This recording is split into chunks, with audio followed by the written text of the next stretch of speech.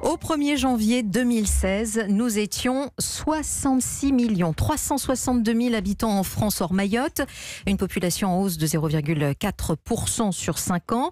Et ce qui est intéressant de remarquer, Justin Morin, c'est que ce sont toujours les mêmes régions où la démographie est la plus dynamique. Et oui, avec les mêmes arguments, le soleil, la mer, l'océan, la Corse, l'Occitanie et la région des Pays de la Loire forment le podium en métropole, avec juste derrière l'Auvergne-Rhône-Alpes et la Nouvelle-Aquitaine. Ces territoires continuent d'attirer de nouveaux habitants, en plus d'une croissance naturelle constante. Donc la population augmente, oui, mais quand même, de moins en moins rapidement, on constate une petite baisse de ce que l'INSEE appelle le dynamisme démographique sur ces territoires. Deux régions en revanche décrochent, la Martinique et la Guadeloupe. C'est surprenant. Sur ces deux îles, les départs d'habitants sont beaucoup plus importants que les arrivées. Justin, dites-nous quelles sont les villes où la population a le plus augmenté?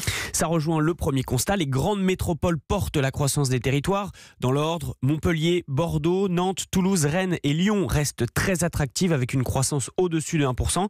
En revanche, à Paris, c'est surprenant aussi, la population baisse chaque année. Et ça, c'est nouveau. Entre 2011 et 2016, la capitale a perdu près de 60 000 résidents.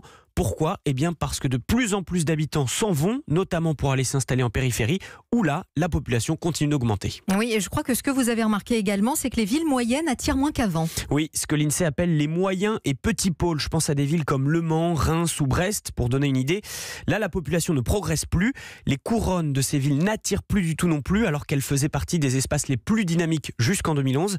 Enfin, les communes isolées décrochent aussi, avec une diminution de 0,2% en moyenne par an. Et c'est particulièrement le cas, par exemple, dans la campagne bourguignonne ou celle de Lorraine. Merci Justin Morin.